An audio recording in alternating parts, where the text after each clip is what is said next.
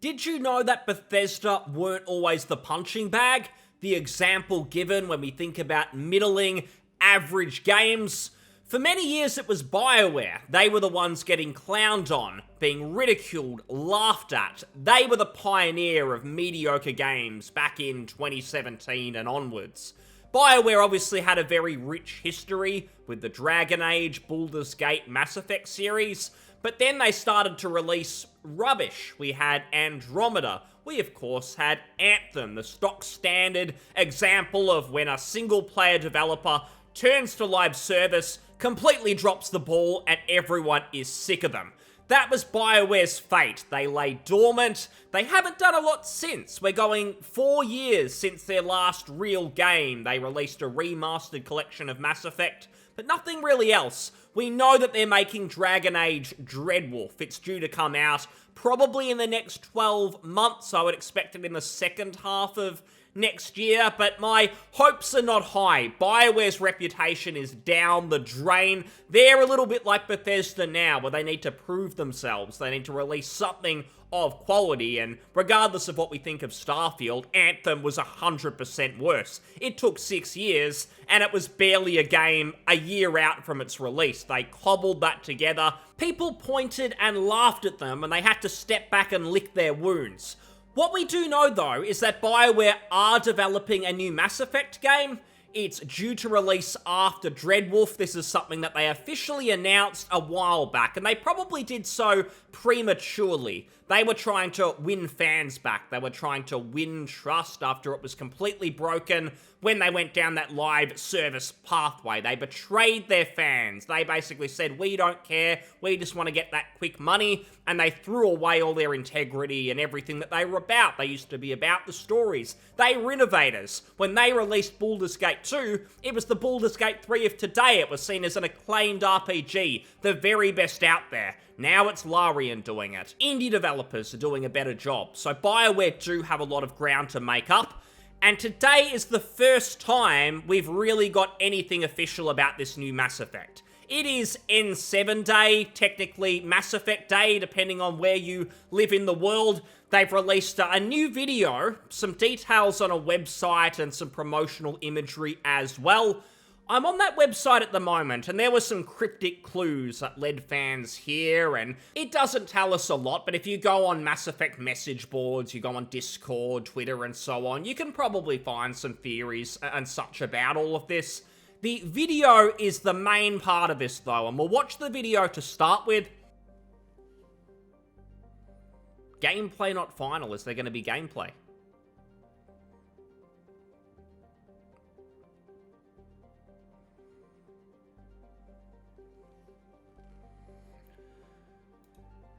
Okay, and we seem to have a Cyberpunk cosplay, someone wearing a motorbike helmet as well. That's pretty much what it looks like to me.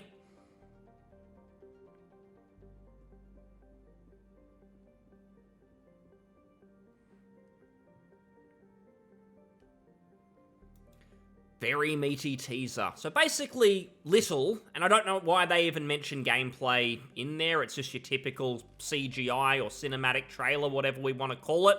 Now, this N7 Day, they always announce something on this day. I remember when Andromeda hadn't come out yet, and every year they dangle that carrot, there'd be little tidbits, little hints of what's to come, and then of course the game was crap anyway. It was an example of what not to do. In fact, the only thing it innovated was generic character models that looked almost as bad as Oblivion NPCs. The voice acting absolutely wooden. That became the industry standard for that sort of thing. People go back and refer to that whenever they want to make fun of something.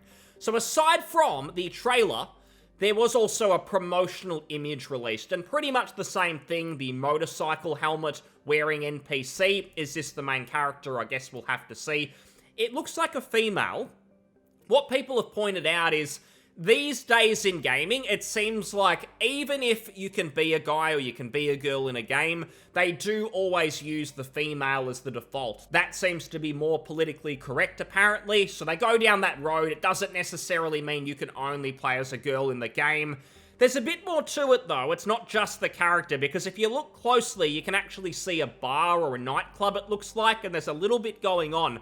Someone online has blown that up so you can see a bit more, and you can actually see some different races here. So you can see Geth, you can see Angara, different aliens, different races from the Mass Effect universe. And what it seems like to me, what I would expect with Mass Effect and where everything is going is Bioware are going to try and get back to basics. Mass Effect as a series had its biggest positive and its biggest negative rolled into one, which was the fact that you would make choices over the course of a trilogy, they'd keep affecting the next game, and then there'd be a thrilling conclusion at the end with the third part. It sounded really good, it got people invested, just as invested as the setting, that sci-fi RPG setting. That was nice, but people loved the idea of the trilogy. Unfortunately, Bioware dropped the ball. The ending was hated, especially at release. Fans were disappointed, and when Andromeda came out a few years later, sure, people were looking forward to it, there was hype there, but there was not the level of excitement of Mass Effect 2, 3, where everyone couldn't wait to come back as Commander Shepard, see all your old friends, your old companions, Rex, Garrus, and so on. Because the original trilogy had such a final finish, you'd go 1, 2, 3, then it's all over. Anything we do after this, it's going to have to be a reboot. It's going to be brand new. Fans weren't really having it. So the original trilogy idea, it was good, it had that hook to it, but it meant the series didn't really have anywhere concrete to go. Most series where there's a reboot or some sort of remake, they bring the old gang back together. You think of the new Matrix movie. Maybe it's a middling title, but it's got Keanu in there, it's got familiar faces. Whereas Mass Effect Andromeda, it's new people. You don't really care for them, and unless the game is quality on its own, it's probably not going to be very good. True Detective might be a good example. The first series was really, really nice, but follow-up series were not so good. Trying to make something with a new cast of characters every time, it doesn't always work. It is difficult to make characters that people care about. It's why so many TV series fail. There's a pilot, no one gets around the characters, and then it's dismissed. It's put out to pasture, and something like Mass Effect, not being able to bring back those old characters has probably been an issue for them. It seems like with the new game, they are probably going to try some shenanigans to bring back the nostalgia. Maybe they somehow find a way to use time travel, any of these sci-fi rules, to try and make Captain Shepard a thing again. Is it going to be a clone of him? Is he just going to be alive? Are they going to non-canon the ending or pick one that they like that's convenient for them so they can bring Shepard back? It's something that they might do. They know it'll be a big marketing push because if they try and start from scratch with nothing, no real hook apart from the Mass Effect name, well, that's been tarnished. Fans saw what happened with Andromeda. They're probably not going to come back instantly. They're going to have to do something to win fans back. And the other option is they set it in a time period, they set it in a galaxy where you do have your Rexes, your different companions that people are already familiar with.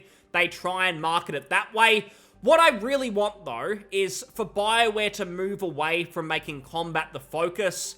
All the reviews, the feedback for Andromeda was, yeah, the combat's good, but you lost what made Mass Effect special. When the first Mass Effect game came out, what really drew me in was not the third-person shooting. I couldn't care less about that. In fact, it wasn't very good, but I didn't even care that it was bad to some degree, because the characters, the universe, I found it somewhat engaging, and I liked that the first Mass Effect, it had a kind of grounded premise. There was the looming threat of the Reapers and the big war, but I really liked that sort of space opera setting where you went to some quiet locations where you did talk to characters, they had a problem, you solved it. Sure, solving the problem was often combat, but there was room to smell the roses, take in that setting, learn about people, talk to them.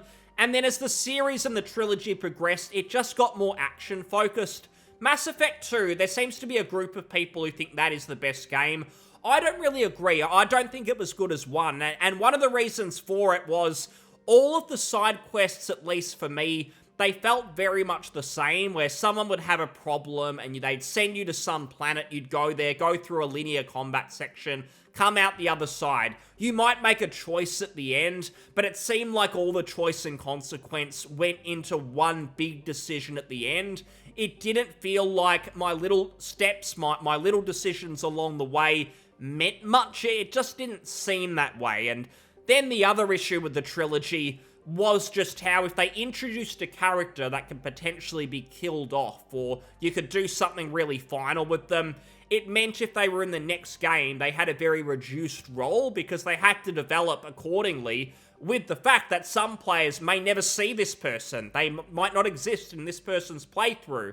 So I can see it being tricky. I think to some degree they regret the decision to make a trilogy. They probably think that if they had have just made Mass Effect 1 as a standalone game, continued the series, that they could have kept Commander Shepard in there, kept your favourite cast of characters. Sure, people might come and go, but it would mean things could continue on. Because they committed to that end date, having the Mass Effect 3 be the big finale, it meant there was only really one way to go, and they had no plan, obviously. It was a bit like Lost, if you're as old as me and remember that TV show. It didn't really have a planned conclusion. They were just making things up as they went along. I sincerely hope that Bioware have new staff, new blood, people who are actually passionate about making RPGs. I don't want this to be about politics. If it's just going to be a game where the developers care about how they feel about the world and craft something where I can't really use my imagination, it's just more of what we get in real life, just forget it. I don't care about that. Bioware aren't in a situation anymore where they're one of the few making RPGs. There are a lot of good developers out there, indie developers. They're focusing on the games. They're focusing on the role-playing elements. Bioware need to actually stand out, and they're only going to do that if they focus on what their strengths were. You go back to Knights of the Old Republic, Baldur's Gate 2, that was when gameplay was at the forefront. It was when they were innovators. Even Mass Effect 1, to some extent, it was an innovative game, because if you go back to the mid-2000s, when did Mass Effect come out? Was it 2006, 2008, somewhere around there? When that came out, it was actually quite risky, because consoles were at the forefront there, and it was all about action games. It was all about using controllers. It wasn't really about using your keyboard and mouse at that time, because PC gaming was probably at its lowest ebb. This was around the time Steam was quite new. It may have just launched, but not a lot of people were PC gaming. But Bioware, they committed to making a role-playing game, Mass Effect 1. It was focused on those choices. It wasn't all about action.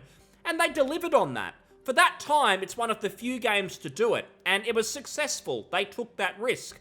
Since then, they haven't taken risks. They followed trends. It's how we ended up with Anthem. And then you look at Dreadwolf, because there was all this talk about how it was originally a live service, and then they saw the light. They realized, hey guys, live services don't really make as much money anymore. They're not money printing machines. Maybe we should actually go back to just making a decent game and hoping it sells. Maybe that will work. That's what they've done there. Dreadwolf is apparently single player, but it was made out of the foundation of a live service game. I've got no confidence in it, because I truly don't believe that you can just move a few things around and suddenly a live service game is going to be a quality single player experience. It doesn't work because you are building the game from the ground up to be about getting people to spend money on microtransactions, battle passes. They can't tell me that they didn't do that. There is no live service game I can think of that is made in good faith, that isn't built around people spending money on little purchases on the store, going to that cash shop, keeping that recurring revenue stream, that treadmill going. None of them are like that. They're all designed around money. So I don't think that you can just move stuff around and it's all going to be fine. If I think of Shadow of War, a Warner Brothers game, I hate Warner Brothers. Pretty much every game they've released is super, super greedy, but maybe I should apologize because Hogwarts Legacy was actually okay. That's the rare exception. But everything else, like Shadow of War, was designed around getting you to jump in, spend money, even though it was single player. And when they removed the microtransactions, like Ubisoft have done with different Assassin's Creed titles, where you had to grind to be able to access a new area, and then the publisher said, oh no, we'll take away the microtransactions a year after release, and now you can just play it as a standard game. Even if you do that, the remains are still there of that old system, and it's simply not fun compared to a game that was built from the ground up to just be a nice experience, a genuine experience where the game design was quality and it was designed to respect your time. So I don't have faith in Dreadwolf. I think if Bioware are riding on that, if we are only going to get this Mass Effect game, if Dreadwolf is successful, I'm a little bit worried. I don't think there's a heap of people who are just going to blindly pick up Dreadwolf. Dragon Age might have its fans, but do remember that Dragon Age came from Baldur's Gate, because originally Bioware made Baldur's Gate 1 and 2, then they weren't working on Dungeons & Dragons games anymore, and they made Knights of the Old Republic. They eventually wanted to make a game in the style of Baldur's Gate again, but they decided to craft their own IP, which was Dragon Age. It resulted in Origins. The series has gone down ever since, of course, with 2 being rubbish, 3 being a bit like an MMO, and so on. But they were trying to make a Baldur's Gate-like game. We don't need to worry about that now, because we actually have the official Baldur's Gate 3, and in my opinion, it's better than all of the Dragon Age games. I don't think that's a controversial opinion. Dragon Age Origins, a product of its time, in that back then there weren't a lot of games like Baldur's Gate, so it did pretty well. But in the year 2023, there's a fair few good RPGs, and Baldur's Gate 3 eclipses all of those. It probably eclipses most Bioware titles. So we might have gotten this Mass Effect news. It might suggest a new game is in development, but I don't think it means Bioware is back. I don't think it's anything to get massively excited about. It's nice for fans to see that there's something going on in these trying times. I feel sorry for really big Mass Effect fans, because you get these series that are pretty much on ice. There's nothing happening with them. The publisher, the creator just don't care enough to really do much with them. And we know Mass Effect 5 is coming, but it's probably only going to happen if Bioware are alive at that point in time, which will probably be the case only if Dragon Age 4 is successful, because EA don't seem to care much for Bioware anymore. They will want to see some returns on investment if they're going to keep funding them. Hopefully there's good people in there. These games are only going to happen if good, solid developers, creative developers, innovative developers are putting work in. And maybe fans of the original games, they're old enough now to work on the new one. Perhaps there's some hope, but I don't really see it. I'm going to be looking at other sci-fi RPGs before I get excited about Mass Effect. Bioware have to prove themselves first. So, thanks so much for listening. I'll see you on the next one. Cheers. Bye.